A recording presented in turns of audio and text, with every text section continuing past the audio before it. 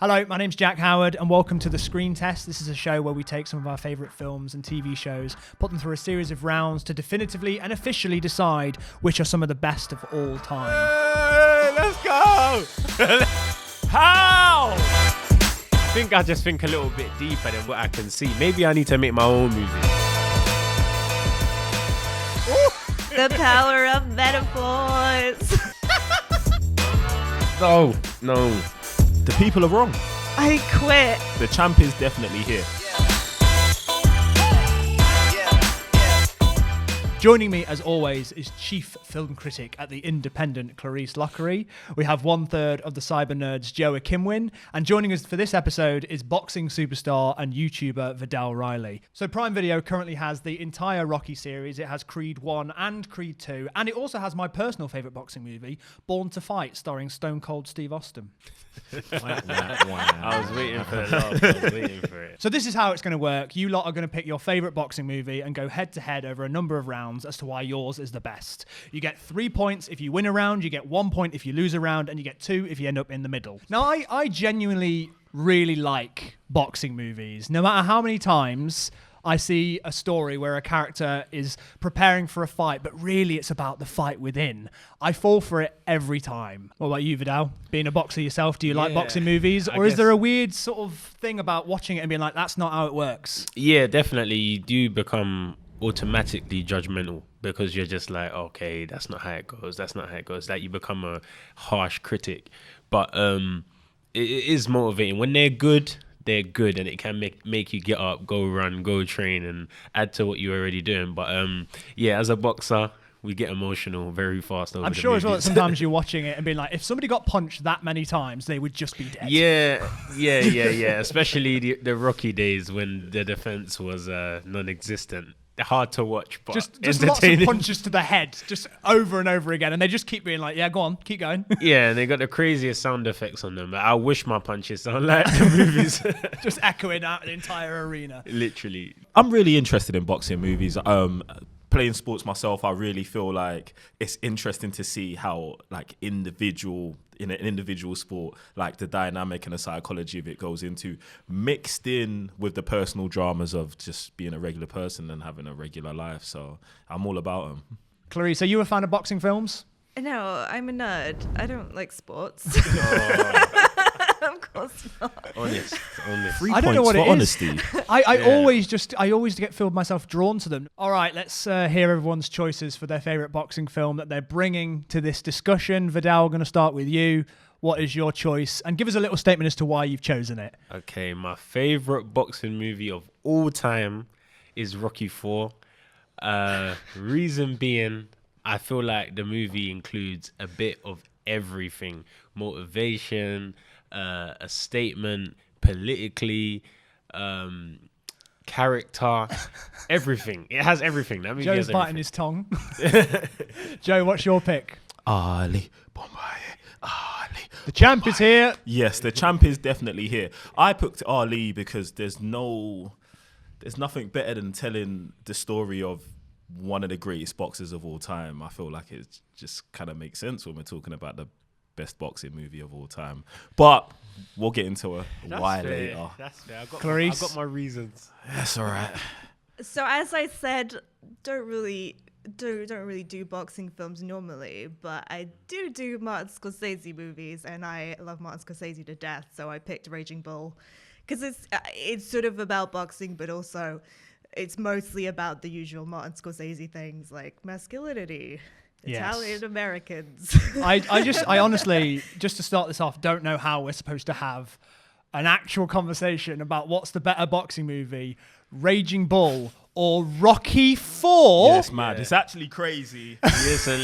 I'm glad you started it off, Jack. I was appalled when I saw it. When you explain yourself, things are clearer. So that's why I'm here, people. That is why I'm Can here. we start with the robot?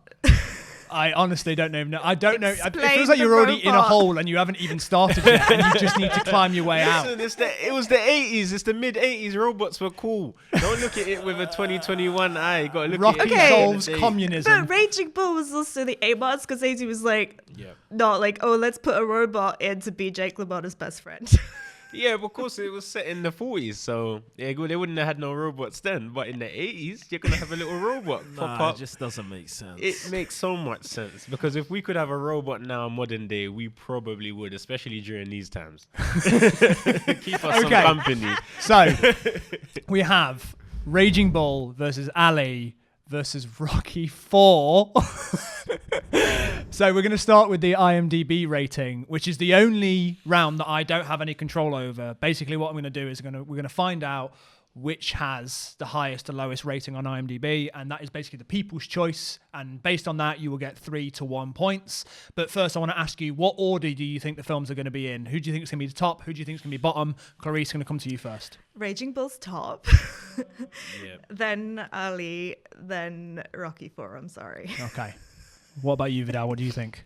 No, I agree with the order of the IMDb. You think ratings. Rocky 4 is going to be last? Yeah. What about you, Joe? Hey, that's a clean sweep. I'm going with Raging Bull, Ali, and Rocky 4 last. All right, let's find out. Alexa, tell me the IMDb rating of Raging Bull. Raging Bull has an IMDb rating of 8.2 out of 10. Sorry, I thought it would be higher. That's good. Okay, we're starting strong. 8.2 is not bad. That's Yeah. very good. I was expecting higher. Yeah, I thought it was going to be It's on like the a people- 9.2, to be honest. It's the Marvel I wouldn't give it a fans 9.2, who got but upset. I'd give it. Okay. I'd give it more than an 8.2. Alexa, tell me the IMDb rating of Ali. The movie Ali has an IMDb rating of 6.8 out of 10. That's harsh. 6.8. That's harsh. 6.8. It's getting dicey. Pretty low. That's Everyone yeah, calm a bit hard down. up there, Everyone. yeah, to be honest. I mean, do we think that Rocky 4 is going to score higher than Listen, It should, 6.8? but I don't know. It should. Rocky It's low. gonna be like a 4, right? Sorry. Rocky's coming in Robot. lower. Rocky 4 Robot. has Oh, to come yeah, in lower. that robot. Listen, I think you know what I want to do. I want you guys to watch Rocky 4 with me. Oh, and yeah, then I would judge like it. to see that enthusiasm. Let's see if the people have the same Audio enthusiasm that you do. commentary. Here we go. Okay, it has to beat 6.8. Alexa, tell me the IMDb score for Rocky 4. Rocky 4 has an IMDb rating of 6.9 out of 10. Hey, let's go. Let's go. I How can't has believe it. that Ali is happened? last against all odds. So there's the Sly fans coming out the woodwork. So I'm sorry to say this, but in this first round, Clarisse, you get 3 points. Viddal, you get the 2 points. Well but deserved. Joe, 1 point. What do you think about Ali being last in the IMDb rating? What do you think to the people's rating? The people are wrong. Ali said it in the movie, and I'll say it here today. There you go. Fair play. So the points stand 3 for Raging Bull, 2 for Rocky 4, and 1 for Ali. In terms of the people's rating, this is where we're at right now. But round 2 is cast. So talk to me about your casting choices in your movie, why you think that makes it stand out above the rest. We'll come to Joe first. All right. Well, in my movie, Will Smith plays Ali, one of the greatest boxers of all time. And I feel like this is a great performance by Will Smith. He dives deep into the role.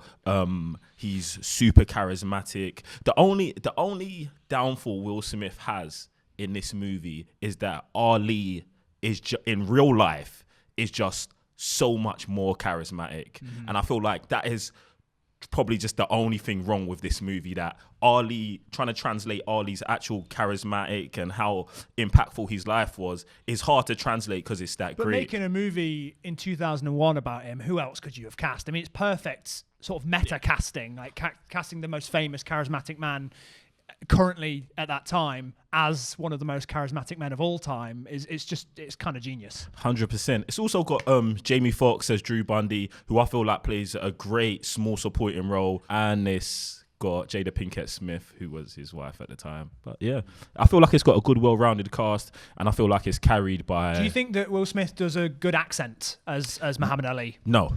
I mean, no. I mean, it's not great, but tell me an actor you could have put in that role who could have did it. And then I'll give you the I think you would have been points. sacrificing what I just said about having the star power of having somebody like that portraying. It's kind of like the person of the time. He was like the equivalent to Muhammad Ali in 2001. Like, you couldn't have somebody else. You'd be losing that if you were getting somebody else who was more accurately representing the accent. But it's kind of like you give and take. Like he brings some of the energy of Muhammad Ali. 100%. With the charisma, that the energy and like almost the physicality in the body and how he moves, I feel like he's 100% there in representing Ali. I just feel like the accent's the thing that everyone's going to try and hang on to, but it's just not that bad. Yeah. It's definitely not Will Smith just doing a Will Smith performance. He's definitely trying to be Muhammad Ali, but without doing just an impression of him as well. Yeah, 100%. And not to like, not to shoot down my own side, but I think what's so good about his performance is he's so good at the conflicted side, because it's so much about Ali sort of trying to figure out his identity and his faith and his position in society. And I think Will Smith like gets all that stuff perfectly, and that's like the strongest point of his performance, and that's the point of the movie. I think the accent's like kind of either here nor there at the end of the day. Yeah, I know what you mean. Clarisse, But what do you Raging think Bull's about Raging better. Bull? Yeah, go on. Pick it up. Robert De Niro as Jake Moving on. LaMotta, won his second Oscar for this, and his the only other one was Godfather Part 2. I think you could argue this is the best Robert De Niro performance. I mean, people will probably contest that, but I think... What do you think it is, Viddal? Goodfellas. You think Goodfellas? Yeah, I mean... I think there's a love him in trifecta of everything. this, Or Taxi Driver, Godfather Part 2. and King of Comedy for me.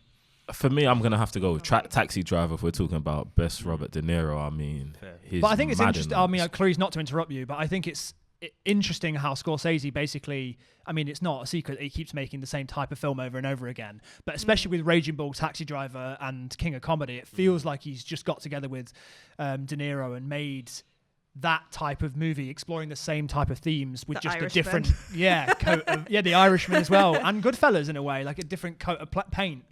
Yeah, and I guess like why I would maybe point to Raging Bull being, to be honest, I'm not 100% certain on this, why I think could be the best Robert De Niro performance, because he's so good in everything, is that it does really capture, I think, the essence of what makes him such an iconic actor, which is this constant fight between the poeticism, and he had kind of a quite bohemian upbringing, so I think he has sort of a poetic, very artistic side to him, and then the sort of fractured masculinity that Scorsese always brings out in all his movies and all his characters, and what his movies are all kind of inevitably about.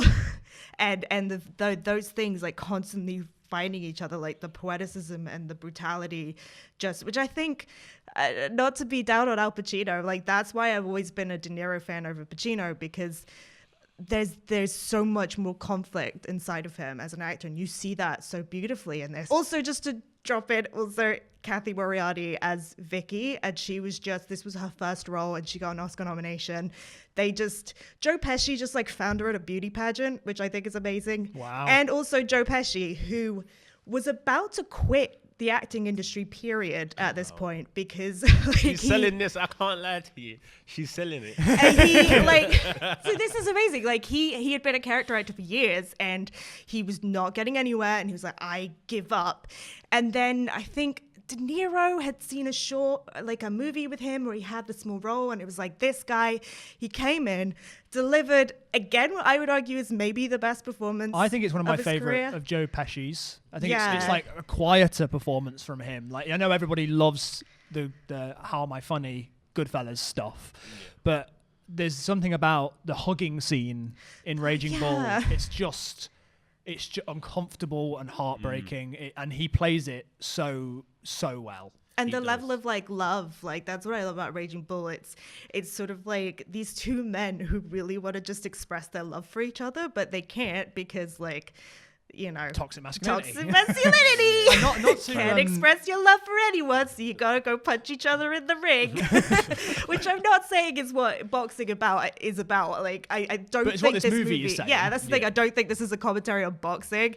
I think it's a commentary on like certain aspects of masculinity, and it just happens to come out in this. Something that's come to mind about Ali is that I think that one of the best things that Will Smith does in the movie is he sells the boxing. The dedication that Will Smith had to sort of create like those boxing matches authentically, and how he was behaving in the ring really felt like he was a seasoned boxer. No, it was true because they did all of the training with real boxers, and the boxing in the movie is all real, except for the only rule that was there was they weren't actually allowed to knock out Will Smith. So I feel like they were pushing it forward when we're talking about boxing in the ring. That is then translated into movies that are coming out now, which Viddal might try and say is because of his movie, but they're taking the elements from Ali, and that's what's making their movies good today. From the boxing side, I have to agree. When I was watching Ali, I was looking at the boxing, and I was like, wow, this is really good. Like the way they've simulated the fights, because I've watched the real fights, and to see even the finishes, the knockdowns, the movement. To see the slow motion version of that famous knockout. Yeah, to see the 3-punch knockout. The way he moved back, and even the actors on the other side who fell the same as, say, George Foreman fell and Fraser boxed, and they got James Toney, who's a legend in real life boxing, to play Joe Fraser, which I found amazing, because James Toney could copy the style, being a boxer, and create that authenticity. So in terms of boxing in the movie, the quality, Ali definitely wins that. All right. Well, So Viddal, how does Stallone Let's bring this compare home to now. De Niro and Stallone. to Will Smith? Talk to me about Sylvester that. Stallone. So you got Robert De Niro, great actor. Will Smith, great actor, legendary actors. But Sylvester Stallone is Rocky. He wrote this movie. He wrote all of the Rocky. So when Sylvester Stallone is playing Rocky, he's playing what he's He created. directed Rocky 4 as well. Directed too. He's not imitating anyone or trying to be as close to anyone one of else the as worst he parts can about be. it. Right? You got I'm sorry. Carl Weathers in there playing Apollo Creed, playing Muhammad Ali influenced character, charismatic, speedy style and everything.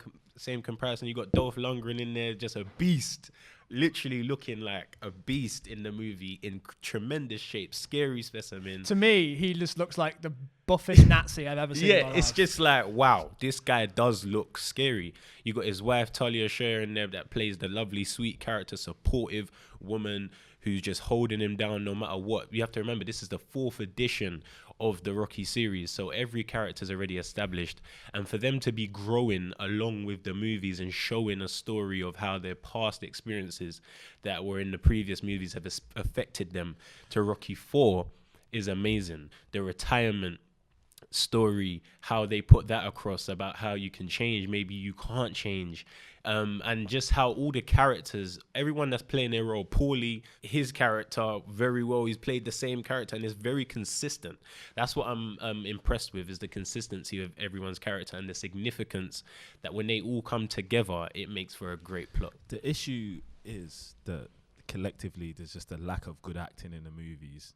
And it's so much easier to play yourself, Sylvester Stallone, than take on the responsibility of representing a real life character or someone who's lived a real life and been through like crazy emotional things in their personal and professional life. And I feel like this is just where Rocky just doesn't have a chance here. Like, especially Rocky 4. In Rocky. I think you would have had more of a chance in cast by picking the first The Rocky, original and this Rocky. is Like it's I personal don't know why you opinions, didn't of do that course. as well. But Rocky 4 is I would just call it montage the movie. It's basically just like a bunch of very dramatic speeches cut between a bunch of very just like When he's driving in the car and it's just like a recap of what happened in the other in the other movies. But that's they've even amazing. got a montage of the other That montages. is amazing. No one else can play Rocky, right? You could find someone else to play Jake LaMotta, and you could find someone else to play Muhammad Ali, but you cannot replace Sylvester Stallone if you're talking about Rocky. And for that fact, it's just already a strong enough point for me. Yeah, I know that's a great point, but it just doesn't make his performance as Rocky anywhere close to Jake LaMotta's or Will Smith's. I also don't know if you could just find somebody else to do what De Niro did in Raging Bull. I think that's a very, like what Clarisse said, I think it's debatably one of the best performances De Niro has ever given. Also, the movie wouldn't have existed if it weren't for De Niro, because he was the one who found the book and he got really obsessed with the book. And he was like, Martin, we gotta make this movie. And you should cast someone else for Ali. Who have you got? Who would you have casted in that time and age? Who would you casted instead of Will Smith? That's what I thought too. No, you could get Denzel. You could get Denzel. Denzel can do anything. I don't ever write Denzel off for anything. He just if in were the gonna same do a year he Muhammad did Ali Malcolm X, so now, he couldn't have. If they were going to do Muhammad Ali fair, now, who fair. do you think they'd cast? But probably an unknown. Yeah, I don't know. I don't think it would be one of the. I would always go like if it was actors. today, you do go with an unknown. It's a different time. Yeah, you got to pick someone unknown. All right, let's but I do some look points. more like him. Let's do some points. I'm going to give 3 points to Raging Bull, 2 points to Ali, and 1 point to Rocky 4. Good run. Fair play. I think you're going to argue yourself very, very well, but I think I agree that the other performances just take it for me, and it maybe would be a different story if you'd picked not Rocky 4. So currently Raging Bull is on 6 points, and Rocky 4 and Ali are head to head with 3 points each. So the next round we're going to do is memorable scenes. So pick something from this film that you think stands out, that takes it above all the rest. I want to start with Rocky 4. I want to know which of the montages or which of the dramatic speeches you're going to pick. Yeah. There's so many in this movie, right? There's so many in this movie. I don't know where to start, but the first in the movie being when Carl Weathers is trying to convince Sylvester Stallone, Apollo Creed's trying to convince Rocky to coach him for that final fight against Drago, and he's saying how we're fighters. This is something that's in our instincts. You can't just switch it on and off like a radio. It's something that's built inside you. Cars, houses, all these things you can have, but what's really inside you, you can't change what you are. And we're fighters, we're warriors, and if there's no war to fight, then the warrior might as well be dead. And that is so true, because as a fighter in real life, if you feel like there isn't a war, if you feel like there isn't something to tackle, you don't have that. It's not the same. You do feel like a part of you is missing. It does spur you on. So that's like one of the first, I'd say, big speeches in the movie that's very important. Then moving forward, you got Rocky talking to his wife about how he's going to take the fight. She's saying that On the stairs. Yeah, they're on the stairs. She's saying he's gonna kill you. It's suicide. He's saying, listen, I'm a fighter. This is what he was basically repeating what Apollo said to him, and now he's lost his friend. He's just kind of bringing that back in and saying, look, this is me. This is who you married. This is what I do. I have to do it. Really interesting to hear that perspective of it, because to me, Rocky 4 feels like the opposite of Raging Bull, where like Raging Bull feels like it's exploring the idea of the obsessive reason to want to get into, like, who is the sort of person who wants to get into a ring and punch another person or be punched by another person. And Rocky 4's turning it into a little bit of a, this is just who I am type of thing. This is what we do. And even admitting to his son, there's a scene in Rocky 4, he's admitting to his son that he does get a little bit scared sometimes, and he does think, why is this guy hitting me? But then there's a part of him again that goes one more round, that wants to take a bit more, he wants to push. And that is when he was saying that, it was like, it's true. As a fighter, every fighter will tell you there's a time they want to get out the ring, but there's also that part of them that's like, go on, do it again, one more round, let's go. And just to have that in the movie. Joe, you look like you've got some opinions. It's just the issue for me with the whole Rocky thing. It's just like a superhero movie where it's like you just go in and Rocky's going to win at the end. You can have all of these great speeches and stuff like that, but how much weight does it have when we know Rocky's just going to win? Like, well, that's like saying you can't make a Floyd Mayweather movie because he's never lost. It's just one of those things. It's like, it's not about the result, I think, in Rocky. It's about the journey. It's about how he gets there. If it wasn't about the result, he wouldn't win every fight. Because I don't want to just gang up, but but there is something about, especially Rocky 4, where it's like, I want to fight this man. You shouldn't fight that man. I'm going to. That man kills him. Then Rocky goes, I'm going to fight that man now. And then he beats him. And it just feels like it's like, it doesn't feel like any of the emotion for me lands the way that maybe it was intended to, or the way that they thought about it, because it does feel a little bit, I don't know, like it's superfluous. And it's just like to get to the fights that they want to have. Like they want to have the American fight the Russian. How do we do it? How do we do that? I guess the Russian should kill Apollo Creed, and then now we can have them fight each other. It's a thing where Rocky was in retirement. He wasn't interested in fighting no more, and the fact that his friend died was the extent it had to go to for him to return to the ring, because the death of your friend is a huge motivator. It would be a huge motivator for you to then step in and say, I have to avenge this. I have to do something about this. And I feel like creating that plot and creating that story, for me, it did hit home. It did hit home because you would want to avenge your friend, and you wouldn't want this guy. You would want to go to his backyard. You would want to go to where he's from and prove the point even more. I feel you, and I feel like you're coming from the boxer's perspective. But if you want to talk about the best scene in Rocky 4, it's the line, "If he dies, he dies." You should have just went with that. Like it's as corny as the whole movie. I mean, for me, it's the development from we've had the Rocky stairs, so now let's have the Rocky mountain. Oh yeah. Oh wow. And like, I mean, I remember the first time that I hadn't seen Rocky 4 before I saw the parody of Rocky 4 in Family Guy, where Brian does it and then goes to the top of the mountain and yells Drago. And so when I eventually saw it in the real movie, I was like, oh, that is just as silly. I watched it yesterday, and I pushed that out of my mind instantly. Like I was trying to forget it. No, I feel like I don't know.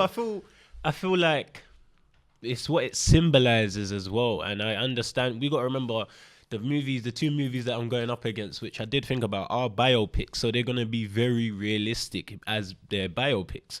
But for this movie to not be one, there is going to be things that are a bit more dramatic in there and a bit more for your entertainment, as well as symbolizing, I've gone to Russia, I've overcome certain things in my life. Yeah, I've run the stairs, but to beat this guy, it's going to be a big climb.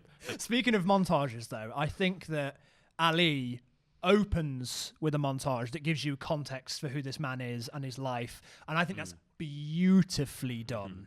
Talk to me about that. That is a great scene, but that's not even what I want to focus on. I feel like Ali didn't want to go the whole from a child to a certain age, so they wrapped like so much emotional stuff up and just so much knowledge that you need, history, into that montage. But for me, the most memorable scene is when Ali is asked to go and enlist, and they call him Cassius Clay, and he doesn't respond, and he says his name's by Muhammad Ali, and that's how he should be called. And as he's leaving, the reporters are there, and he's telling them that, like, how can he go to war? He's fighting against a government that is against him, that's not supporting him. Like, when we're talking about relevance today, like, that super relevant, and just that whole conversation, and there's so many other moments when he comes into the weigh-in. Imagine this: you're fighting the heavyweight champion of the world, yeah. You bust through the door, you're running, you tell him, I float like a butterfly, sting like a bee. Do you know what I'm saying? rumble, young man, rumble to the heavyweight champ. Yeah, but I feel like this is more of you complimenting Muhammad Ali. The thing as is, a person, if you watch and this is what I said at the beginning, the only thing that overshadows Ali, the movie, is the man. The movie itself is amazing, and all of these scenes, if Ali never did them and we was watching a fictional character, Will Smith playing Muhammad Ali, make believe, just like Rocky, we'd be talking about this as a classic boxing movie. Do you know what I'm saying? And it's just, that's how I feel about that scene. There's the interview on ABC where he goes on there and he talks about launching man into the universe and making him be the first black satellite. Come on. How bars, bro. I'm not as clued in on the reality of Muhammad Ali's of the events of the movie. The scene that you're talking about, when the press are following him and he's saying, why would I go to Vietnam? Why would I fight for this? Why, when I'm not treated like a person myself in my own country? Is there real footage of that, of him doing that? Is that based on a real thing, or is that written for the movie like that? It is based on a real thing. I don't know if it was the message was given in that context of leaving with the reporters, but it's definitely something that was said. And I feel I was saying earlier with the Ali movie, is there, of course, there's great lines in there because Muhammad Ali was a great man. So there's going to be things that are in there that you're just like, man, we can't even argue this, we can't dispute this. And you was talking about it being relevant today, present day. Rocky 4 is still relevant today because there'd be no Creed 2 without Rocky 4. Creed 2's storyline stems from Rocky 4. So it's still continuing a franchise to this present day based on that story. Creed 2 takes more things from Ali than it does from just the continuing the general plot. And even listen, I really like Creed 2, so I don't want to talk badly of it. You can't. Nah, Creed 2's fire, but Rocky 4 ain't. Yeah. Okay, Clarisse, what do you think about what we've been talking about, and also what do you think is the scene that stands out in Raging Bull?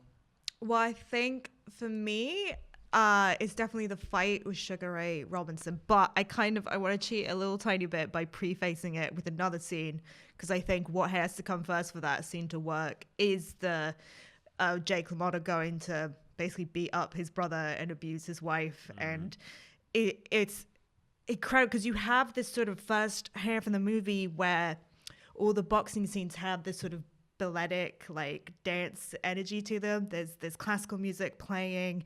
There's something a little dreamy about it because he's kind of off the high of his own power. And so you have that for a big chunk of the movie.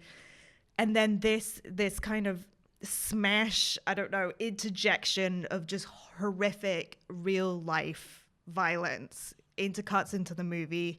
He attacks his brother, he abuses, he also punches his wife. It's horrible to watch, and it's done in such a realistic way. But then all the boxing scenes after that are different. They take on a completely different quality, and then you get to the Sugar Ray Robinson fight, and it's horrifying.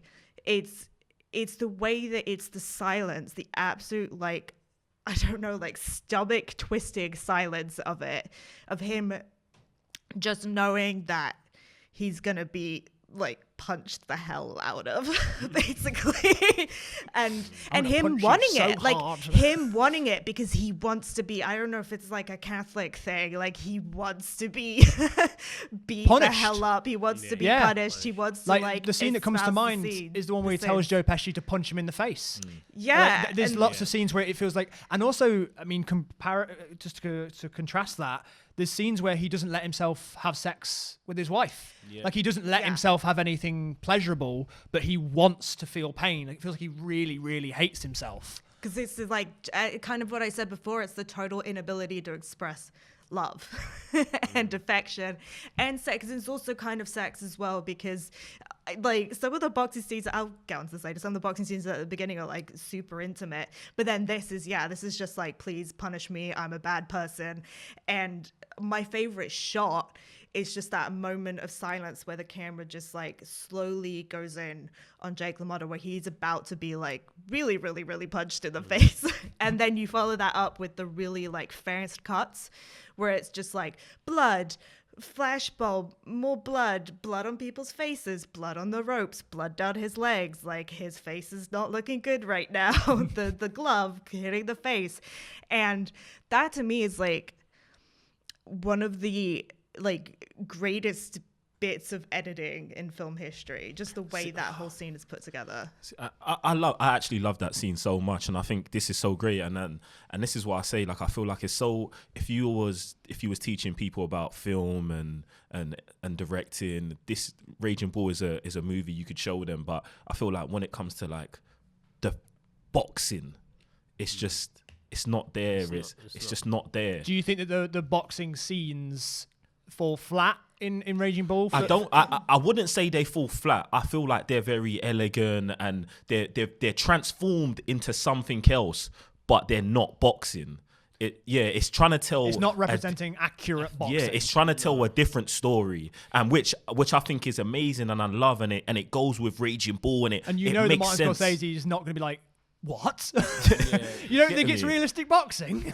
Do you get me? Like, so it's there. It is everything you're saying it is, but it's just not boxing. And I feel like that's my major issue with it as a whole. And Viddal, do you think that Rocky IV has accurate boxing? No, Right. no, not by any means. But Rocky in general, only until I think Rocky Balboa, the boxing actually became a lot better. But during this heydays in the 70s, 80s, it was all very fictional and bad. But I thought Raging Bull was even worse, to be honest. because if you're going to do a biopic on a great fighter, do not make him look like he's not a fighter. Like, you have to put in that work to make sure it resembles the real life events. And I feel like they didn't do that with his opponents or Jake LaMotta in its entirety. His body language in between rounds when he knocked people down, the way he pushes his gloves together and pushes his chest out was very Jake LaMotta-like. But when it comes to the fighting style and stuff like that, they didn't pay much attention to score that correctly. And as I did say earlier, Ali is the best movie Thank that you. we're I'll take my 3 comparing points. today when it comes to the boxing scenes. Yeah, I agree. It is something that Scorsese did very deliberately. They kept changing the size of the ring so that, Yeah. like, when he was like on high, like the ring would feel bigger because he'd feel really like, yeah. And then it would start to feel really claustrophobic when he's starting to lose. So it's definitely like not approaching it like this is a realistic representation of boxing, but I think it's more like I guess intensely subjective representation of it. And so it's so much about the psychology of what he's feeling in the moment, and that is shaping every single so I think it's definitely prioritizing a character study over it's accurate about the mentality of this person boxing at this moment. Let's just reiterate what everyone's chosen scene was, because we've danced around a bit there, which is good. But Clarisse, what's your chosen scene for Raging Bull? The Sugar Ray Robinson fight. And for Ali, Joe? It's the being chased by reporters and saying that he's fighting the US government. And Viddal? I'm going to go for the final scene when Rocky is giving the speech when he's in where he Russia. solves communism. Oh yeah, Yes. he ends the Cold War. He says, "If I can respect my opponent, this is the thing. I feel why like people take things so literal when he's using his power as a movie star to try and show peace, not that he's stopping a war. I understand. Yeah. Like on a bigger scale. That's what Stallone thinks. That was still Stallone being like, let's stop this. But in the movie, it just reads quite funny. Yeah, in the movie, it's like... Literally, the leaders of Russia just stand up and clap. And they all just love him at the end. And they're like, they're chanting your name. And they did bring home a point. They did bring home a little point. That there's things that bring people together in the world. No matter how much conflict there is, something can bring people together. And that fight brought them together. Well, predictably or not, I'm going to give Raging Bull 3 points, Ali 2 points, and Rocky 4. I'm getting bullied today. I'm getting bullied today. From the start of this show, you guys played down my Rocky. I honestly think that scene where the reporters are chasing Ali is incredible, and I think his performance is great, and it stands out. It's like the trailer shot as well, but I think any scene that was picked from Raging Bull just ranks for me a bit higher than Scorsese, baby. Yeah, Scorsese, man. Like, and I value the character study, the sort of the intimate look at who this person was, rather than I'm coming at it from that point of view, rather than the idea of like accurately representing boxing as a thing, because I know it's coming at it from that point of view, and I prefer that. Okay. All right. I don't want to feel like anyone's getting picked on. But right now, Raging Bull is leading with 9 points, Ali with 5, and Rocky 4 with 4 points. Okay. The next round we're going to be doing is craft. So here we can talk about anything in the film that you think stands out. So you can talk about the directing, the writing, the music, the choreography of the fight scenes, anything that you want to bring up that you think ranks your movie above the rest of them. We're going to start with Clarisse. Take it away. Thelma Shoemaker. Yeah, what an editor. Icon.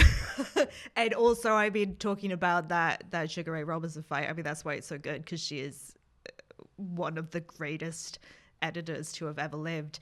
And so she worked on Scorsese's debut, and then she couldn't work with him for a bit because the Guild of Editors wouldn't let her join because she was a woman.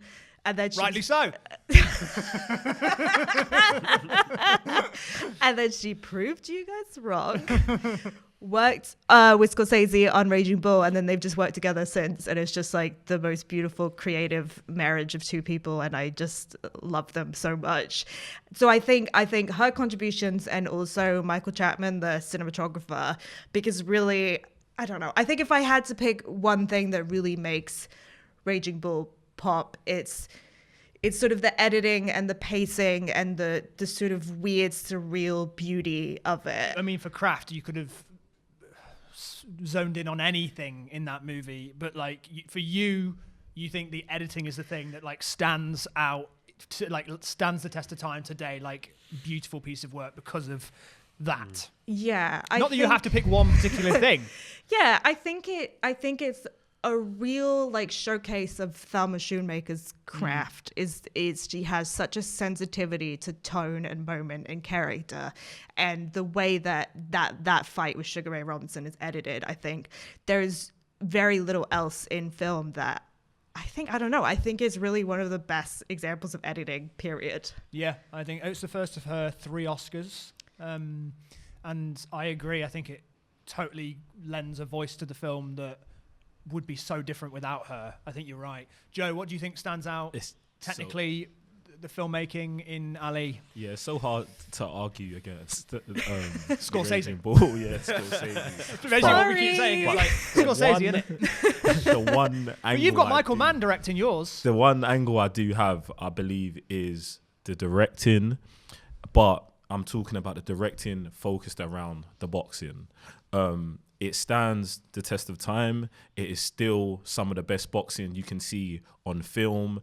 And I love that it was just a conscious decision in the beginning to say, no, we're not having Hollywood fighting in this movie. We're gonna push the envelope. We're dealing with one of the greatest fighters that's ever lived. So we want the conflict, the fighting in this to be that. Also, Will Smith taking a year to go and train in boxing to gain weight. His dedication. He did 7 months in studying Islam as well. Not that that's part of the boxing, but just to show you where Will Smith's mindset was when he was going into this.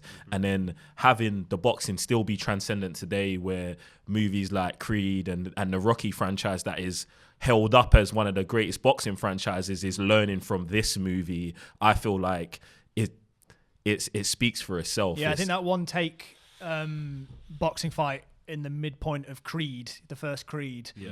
Now, because I'd seen Creed before I saw Ali, and I actually can now totally see that, like, oh yeah, they're taking from that. And I love in Creed, in Ali as well. Like they keep cutting to these almost like voyeuristic angles in the boxing fights that feel very like you're in the fight yourself. That's like it's so overwhelming to watch it. Yeah. I feel like that's amazing, and even when you're bringing up Creed too, I know in Creed they let Michael B. Jordan was actually knocking him out, and I feel like that's the escalation from Ali, where the character who plays Sonny was allowed to hit Will Smith as hard as possible, but just was not allowed to knock him out. So I feel like it took boxing in movies to a whole new place, into a brand new stratosphere, and we're gonna see the repercussions of that forever. Yeah, that's Viddal, and you agree with all that? Yeah, no. Listen, when it comes to the boxing side of things, 100% you can see that in 2001, them making that movie. Fast forward to Rocky Balboa, that was made in 2006, I believe. You can see they were like, guys, we need to up our game. This dramatic boxing stuff, those days are over. Let's make this look more realistic. Let's bring in real boxers. I could feel myself when I was watching Ali. I'm doing the and can't help myself. Even bringing in real life fighters, they brought in James Toney to play Joe Frazier in Ali, and then later on in Rocky Balboa they brought in Antonio Tarver to play Mason the Lion Dixon against Rocky Balboa. Then they've got Andre Ward in Creed alongside Tony Bellew. Yeah. So you can see that they definitely said, yeah, let's get these real fighters to play the roles, and it might make better boxing scenes. And 100%, Joe, I have to agree with you on that. But what do you think stands out in Rocky IV in the craft, in terms of like its soundtrack, its directing? Don't make that face. Its montages. I can see Joe's face. He's making a face. I'm interested to know what you think. I just want to hear. Well, we got a great movie here that's produced by the same people that produced Raging Bull, with Robert Chartoff and Erwin Winkler, and so that we know they know what they're doing when it comes to the boxing movies and producing them. And then you got the like for like training, which I find amazing, which is still current to this day. You got Drago, who's doing obviously a lot of robotic machine based training, which a lot of people do. Yeah, a lot of scientific and steroids, which again, these things do exist in sport today. And then you see Rocky using the traditional way, but he's training the same muscles, he's getting the same results. And that, I feel, is very important from a boxer's perspective, because you're not always in a stage in your career and in your life where you can have the highest of equipment, you can have access to the best of things. But what is shown in Rocky 4 is what you have around you can be enough. Yeah, you might not be able to access the machine, but chop the tree, lift the bricks, Just go to a cabin in the middle of nowhere and work and run up hard. a mountain. Yeah, go and work hard climb and a get what you want. mountain. I think that it's a wonderful angle to take on it. I just, for me, Rocky 4, I just can't get past the silliness of it. And is it a movie that's been with you your entire life? Is it been your favorite since you were a kid? It's been my favorite boxing movie for a long time, and it's because there's times as a fighter in real life where you get a bit demotivated and you get a bit, like, you need to hear some of those messages. You need to hear some of those things just to kind of rekindle and reignite you, just to push you again. Yeah. And even though he's running a mountain on the screen, you can go outside and go for a run, even though you're not about to hit the mountain. You're like, you know what? I can do this. I'm going to train hard for this. There's a guy out there that's trying to beat me up like how Drago's aiming for Rocky. I'm going to climb that metaphorical I'm going mountain. to climb that metaphoric mountain and make this happen. And it is, I think, yeah. It's just my movie, innit? That's what I'm sort of Mate, supporting and it. there's nothing wrong with having that personal connection to it. It's just that I'm going to try and be as objective as I As can. possibly. Of course. And also I can't help but bring my personal opinions into it. Okay, so just to sort of reiterate, you're saying that in terms of its messaging and the things that it's Yes. coded with, that's the thing. And That is the thing. Joe, you're saying that in Ali, the fighting itself changed the way that boxing movies were made from that point on. And Clarisse, you're saying that the editing in Raging Bull is what makes it the movie that it is. I think you've all got very good points. Well done, everybody. That was a good round, guys. It was. That a I'm good gonna give Ali 3 points, and then I'm gonna give Clarisse and Raging Bull 2, and I'm gonna give Rocky 4 the 1 points. And I think it's because of where we live now. Like, I think that you're right, Joe, that boxing movies did change after Ali, and you can see how much of an impact having real boxing in a movie about boxing can have on the rest of the film. Having that realism be part of it is really important. Thank you. You're welcome. So right now, Raging Bull leading the way with 11 points, Ali with 8 points, and Rocky 4 has got 5 points. It's looking bad, guys. Okay, but now is maybe your time to pull it back, because cultural impact. Yeah. What is it about your particular movie that's carried through the rest of cinema, or maybe even into pop culture in general? And we'll start with Rocky 4. It's a movie that it's clearly held its position in history to be used in the newest boxing movie of today, which is Creed 2, right?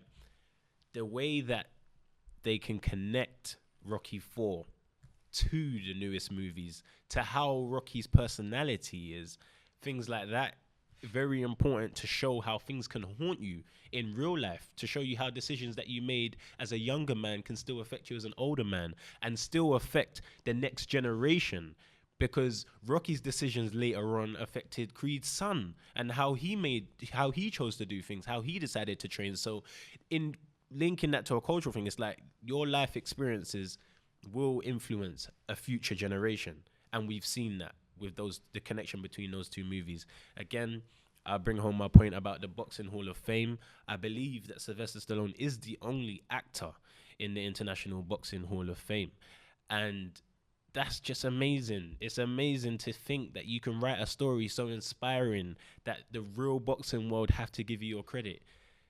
Having a statue built after a fictional character just based on the stories that are connected to him is a massive thing culturally. Tons of boxers worldwide documented said that they've started boxing because of the Rocky movie. And if your movie can tell someone or advise someone to start a sport, a whole new sport, you want to dedicate your life to one of the hardest sports in the world based off a movie that is fictional. That's what makes it even more special. These are not biopics and I want to copy in his footsteps. This is written and made up, but so heartfelt that you can want to use your real life to try and step into the shoes of a fighter. I also think that it's important to mention, and it's not like it has a huge impact on the quality of the film itself, but Rocky IV also is the most financially successful of the Rocky films. Yes, I believe it grossed 300 million. Yep. With a 28 million budget.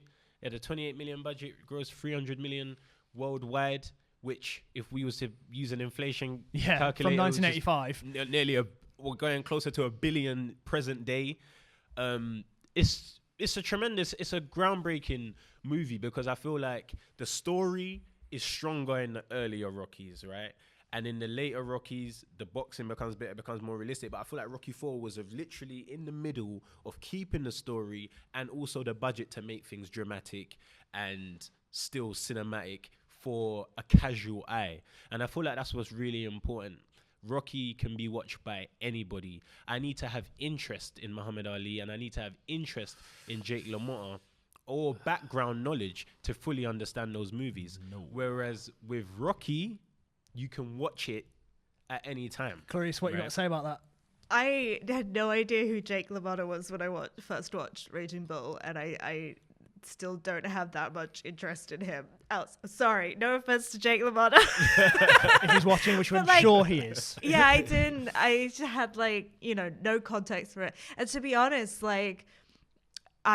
because I'm not a huge sports movie person, I also came to the Rocky movies not really. I don't know. I feel like the context talking as somebody who isn't invested in the boxing movie, I think the context for all of these movies doesn't quite matter because I think their advantage is that they do all quite sort of neatly express what the core personality of each figure is. I do agree that I think you could watch Rocky IV and it could be your first Rocky movie and, thanks to all the montages, you'd be like, oh yeah, I understand who Rocky is. Yeah. I think you definitely I'm going to give Viddal a bonus point just for use of montage. just a quick point I wanted to add in. Sorry to cut you. No, I'm pretty much done. The movies Ali and Raging Bull can make you more interested in the individuals that the movie is on, but it might not motivate you to actually become a boxer. And if we're talking about the best boxing movie, Rocky has proven to motivate a lot of people into boxing. All right, so if we're talking about cultural impact, I feel like the movie Ali highlights everything that Muhammad Ali, the man, portrayed and all of the areas that he touched on. I feel like Ali was fighting a battle against the government, against religion, against a corrupt boxing system. It even touches on his relationships with females and his wife and all of these things. And I feel like this is at a time in 2001 when all of these topics were not being spoken about, but we had an opportunity to make a biopic about a historic man whose life touched on all of these things, and we could then disguise it how you like hidden messages. We can disguise it around what's going on with Muhammad Ali. I feel like people will be drawn to this movie because it says Ali and because it's got Will Smith, but the messages it sends are deep and they are still resonating today. Ali, it's just a gateway in to looking up all of these issues, finding out why the government was against the world heavyweight champion becoming being Muslim, talking about being broke, one of the best boxers of all time. It touches on Don King and all of these things. It touches on the drug abuse in his circle and just how he deals with all of these things and the struggle that he's having doing that. I mean, I feel like the cultural impact transcends boxing in this movie. So, I mean, yes, Rocky made a couple guys become a boxer, but... But... That's unreasonable. But Ali Ali, Ali, the movie touches on Malcolm X's assassination. It touches on Martin Luther King's Jr.'s assassination. The Vietnam War. The Vietnam War. The whole Islam thing. How Americans see black people in the community. Like. And do you think that's what Michael Mann wanted to do, was to highlight these sort of 1000%. themes, and using Ali as the point of reference is your way into talking about that stuff? I do believe so, because the role that Malcolm X plays in the movie is not a large one, but there is enough. Although it's a very specific point at the very beginning of the movie where it's almost giving the origin of why Ali was doing this is because of Malcolm X. And that's why I believe he's there just for that, just to let you guys know, look, I'm putting the seeds of this here, and in Michael Mann's perception of what happens, that was the catalyst to what then transpires later on through the movie. There's no reason to include the Martin Luther King stuff, but if you're already touching on the Malcolm X, we're gonna get deeper into this story, and it tells a subtle story around the sides, as long as telling a biopic of Muhammad Ali. And that's why I feel like the cultural impact is huge. And this is in a time when no one's talking about these kind of things, and it's probably why the movie just not as rated as high on IMDb as possible, because maybe it was a touchy before subject. its time. Yeah, it's a touchy subject. I think Muhammad Ali himself, there's no, I don't think any one of us can sit here and say anything else, anybody else is more cultural, had the biggest cultural impact than Muhammad Ali. But for the movie, if you haven't done your own research and know the stories in its entirety, I feel like they were poorly depicted in the movie. I feel like there's a certain amount of time, obviously there is for a movie to run, but they didn't touch on it enough. They made things look a bit more surface level than they were, especially his relationship with Malcolm. They didn't make that as sincere as it could be. And we're talking about surface level. Yeah, no, honestly, they didn't go in. Muhammad Ali is way more. His real life, is way more interesting and impactful I said than it at the the top movie of shows. the show. The only thing that dwarfs Ali as a movie is Muhammad Ali himself. There's no movie. There's But no this actor is what that this is what that it will is. depict It's a it better than that. biopic. We want to see. We It's- want to feel it. I don't know. You can't. It's impossible. There's no one who It's can not do impossible. that. It's not impossible. It's definitely possible. They try and but dance across all They of the dance topics. across and too it is a much, 2.5 hour and movie. and it is. lacks the depth. Clarisse, let's move on to Raging Bull. What do you think the cultural impact of Raging Bull has been? I mean, it's sort of the cultural impact that you get from having made one of the best films of all time. I think that's the thing. And you see sort of like every sort of cool director now, like you would take Paul Thomas Anderson, so heavily influenced by Scorsese, and the end of Boogie Nights, when he's looking in the mirror. I mean, that is quite openly taken from the end of Raging Bull. It also reminded me of Bronson as well, the Tom Hardy film. Which It's directed by Nicholas Winding Refn. Thank you for bringing that up. There's, of course. I mean, it's a wonderful movie and so light on its feet, and it's the same type of thing of like a fighter who is really a performer and just wants to be seen. Yeah, it's really similar themes about the fighter as the poet and just want it. Yeah, and. Yeah, so I think it's hard. I think it's hard because with Raging Bull, you can't really go to be like, hey, it had like this effect and this effect, because it's when someone makes a film that monumental in film history, it just kind of seeds out and it affects everything. So I think you can just look at a lot of the filmographies of filmmakers like Paul Thomas Anderson, like Nicholas Winding Refn, and you see. I mean, even Joker is very much trying to be its own Raging Bull. One thing I will say also is Raging Bull is the reason why we still have Scorsese making movies today, because that film came after New York, which was a critical and box office disaster. Everyone thought that Scorsese was over, a joke, like, get out of here. Get out of here, kid. You got no future. Get out of here. and he was in hospital at one point because of his cocaine addiction. Like, his drug addiction was really, really bad at that period. And he had essentially given up feature filmmaking. He thought, I'll just go make documentaries. Not to diss on documentaries, but he sort of just like, I don't want to do this anymore. And De Niro is the one who brought this book visited him at hospital and said, Martin, you've got to make this movie. You've got to make this movie. And then like also took him to the Caribbean and like isolation, basically just took care of Martin Scorsese like a good friend, which is really sweet. Their friendship is really nice. Isn't the story of like the Irishman is basically the same thing where he like Robert De Niro got obsessed with a book again and said we need to make this movie? Yeah, like I think that's what's so great about them. It's like a true like creative and personal friendship, and they've always had each other's backs, and it's just really nice. And I think Raging Bull is such a product of that, because it's literally the product of Robert De Niro like intervening in Martin Scorsese's life and saying, "Hey, like you're a genius. Don't give up. I'll take care of you, buddy. I'm Robert De Niro." I think that the angle that you're taking, which is that the cultural impact, is that if Raging Bull hadn't been made, we wouldn't have had everything else. And we've had Goodfellas, Age of Innocence, which is my favorite Scorsese movie, The Irishman. We would have had The any Departed. of those.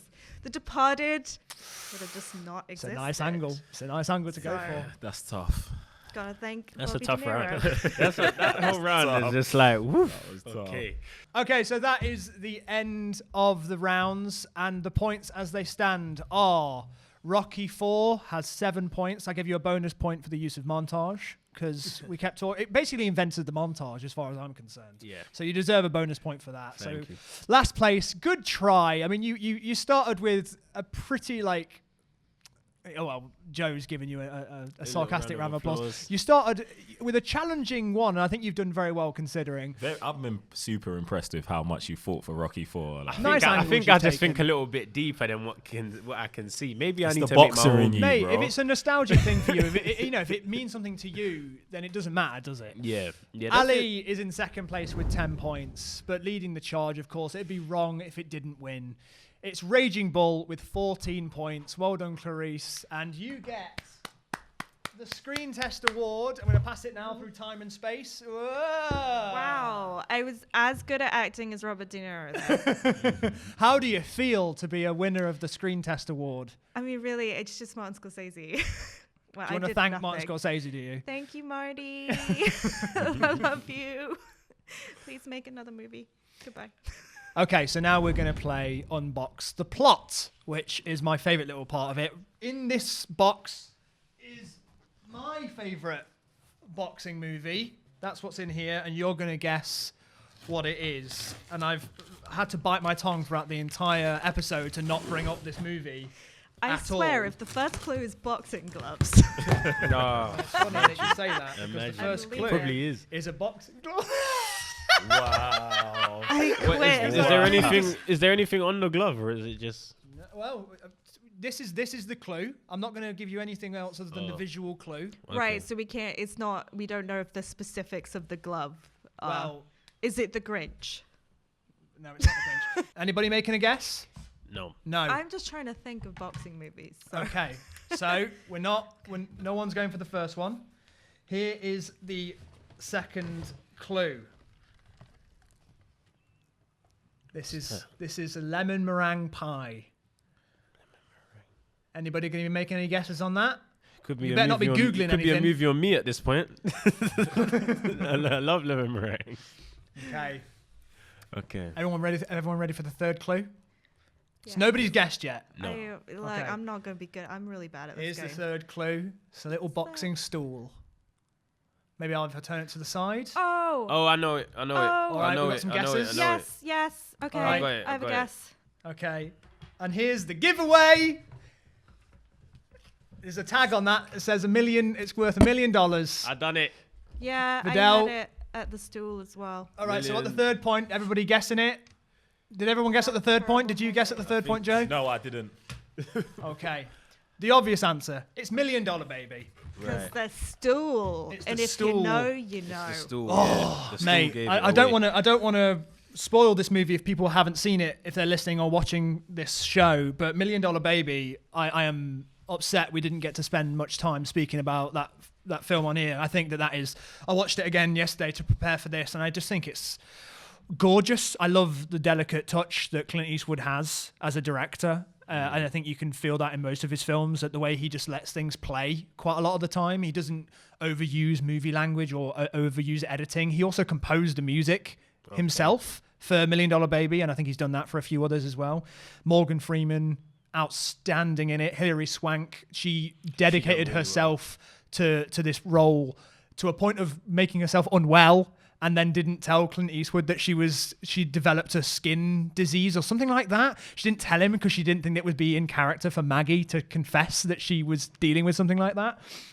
I don't know how you feel, Viddal, about Million Dollar Baby's boxing. I think it's a movie that I'm going to have to watch again as an adult because I haven't watched it in recent years. And you absorb things differently the older you get. Definitely, so as watching it as a kid, I did find the movie very touching. In fact, my mum was crying when we was watching Million Dollar Baby. It's a hard one. Yeah, that's the biggest memory that I have of the movie. But I'm going to definitely have to go back and watch it like I did with the others that we discussed today. And then I'm going to have to let you know. Yeah, please do. I'd like to know how it's... Because to me, it feels pretty authentic, but I don't know. I remember it to be authentic. Nothing about that movie makes me think that it was dramatic or it was fake. It did feel very, very real.